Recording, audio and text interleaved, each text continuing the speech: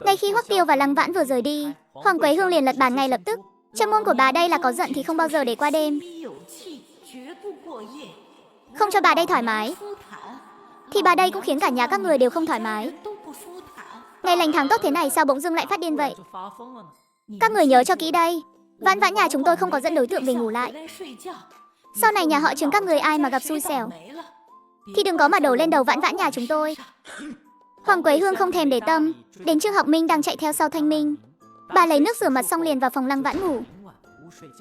Quế Hương à, chuyện này ầm ĩ lên cũng không thể trách tôi được mà. Quế Hương không trách ông thì chẳng lẽ trách tôi chắc? Ly hôn đi.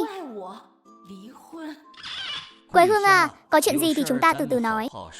Đừng có hở ra là đòi ly hôn thế chứ. Quế Hương cái gì mà Quế Hương, cút ngay. Nếu không tôi đi ngay bây giờ đấy.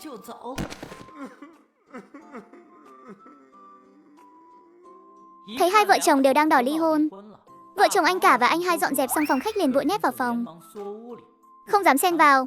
Mẹ kế giờ đã có chỗ dựa rồi, mở miệng ra là đòi ly hôn, đúng là rất có khí thế. Nhìn cái vẻ mặt hèn nhát khùng núm này của bố mình xem, quả thực là bị bà ấy nắm thóp đến chết. Hồi trước thì mong bà ấy ly hôn với bố, nhưng bây giờ bà ấy có một chàng rể tốt như vậy, sau này chúng ta ít nhiều gì cũng được hưởng sái.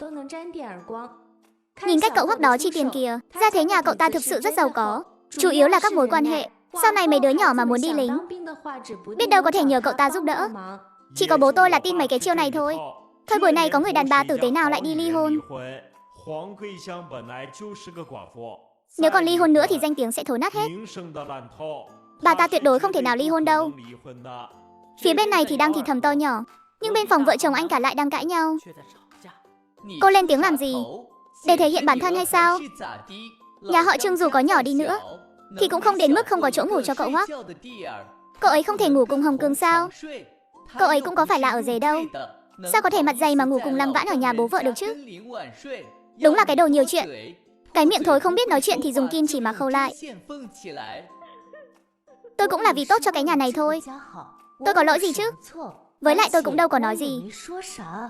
Hừ, đã đến ban vũ trang rồi, nhà khách rồi kìa. Lăng Vãn không biết mẹ mình ở nhà đã hạ quyết tâm lớn. Thuê phòng sao? Chuyện kiếp trước chưa từng làm, kiếp này định làm sao?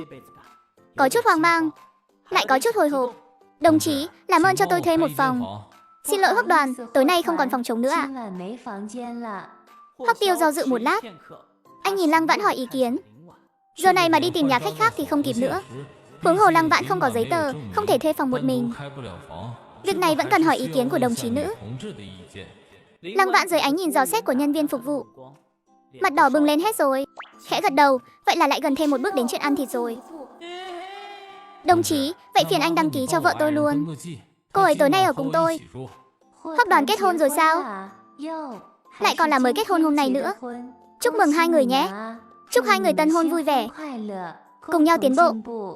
Cảm ơn, mời đồng chí ăn kẹo mừng. Hoắc Đoàn, anh về thật đúng lúc. Tôi đã chuẩn bị nước nóng sẵn cho anh rồi.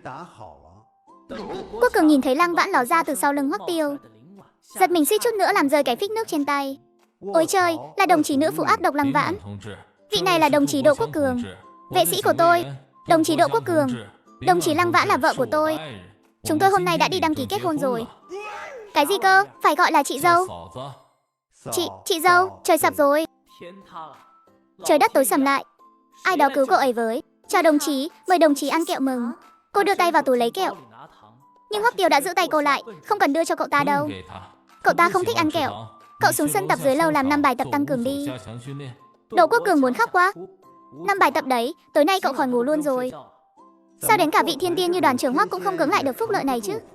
Đúng là hồ ly tinh mà, đáng tội chết. Ai bảo anh dám hớt lèo trước mặt đoàn trưởng. Chẳng trách 2 lần trước đoàn trưởng Hoắc lại phạt mình.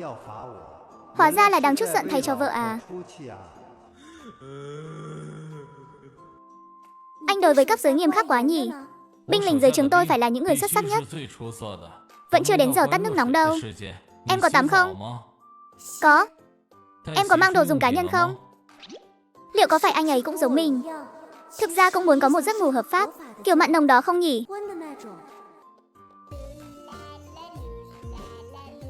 Lăng Vãn còn chưa làm xong các bước dưỡng da, đã nghe thấy giọng nói có chút lo lắng của Hoắc Tiêu. Lăng Vãn, em không sao chứ? Nước nóng tắt rồi. Em xong ngay đây. Cô vốn định trang điểm một chút cho thật tinh tế, nhưng giờ thì không kịp nữa rồi. Vừa mới ra cửa, thôi xong đời rồi. Cú này mà ngã đập gáy thì có mà thành ngốc mất. Thế nhưng, cái đầu vẫn chưa kịp ngốc, thì mũi đã va vào một lồng ngực cứng như đá.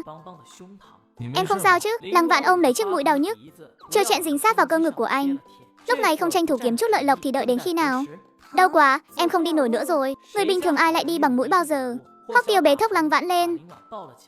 Quay về phòng, Hoắc Tiêu tìm ra dầu hồng hoa, ngồi xổm trước mặt Lăng Vãn.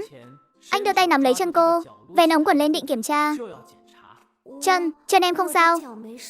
Mũi em mới đau. Em chỉ là bị dọa sợ thôi. Chân bị bủn rủn. Vậy em ngủ sớm đi. Anh không định giúp em kiểm tra mũi sao? Thật sự đau lắm luôn. Người anh cứng quá đi. Có khi làm mũi em gãy mất rồi cũng nên. Nói xong, cô cẩn thận đưa tay kéo áo anh. Hoắc Tiêu buộc phải cúi người xuống. Ánh mắt chạm phải cái nhìn thẹn thùng của Lăng Vãn. Đôi mắt của cô gái nhỏ long lanh như ngấn nước, ánh mắt lấp lánh như những mảnh vụn nhỏ. Sự rụt rè của cô lại mang theo chút nóng lòng muốn thử, giống như một chú mèo con tò mò, lén lút vươn móng vuốt khám phá những điều lạ lắm. Cào bên trái một cái, cào bên phải một cái, khiến trái tim anh ngừa ngày khó nhịn. Anh có thể thổi giúp em một chút được không? Thổi rồi sẽ không còn đau nữa. Ánh mắt của Hoắc Tiêu càng thêm sâu thẳm, điềm tĩnh đến đáng sợ. Các ngón chân của Lăng Vãn đều co quắp hết cả lại. Nếu thế này còn không lay chuyển được người đàn ông trước mặt, thì đợi 3 năm sau mình cứ ngoan ngoãn ly hôn vậy. Hay là trước khi ly hôn, cân nhắc việc ăn anh ta nhỉ? Dù sao cũng phải nếm thử một lần cho đỡ lỗi chứ. Đôi tay nhỏ của Lăng Vãn cứ níu lấy níu để, cô đã cả gan muốn động tay động chân rồi.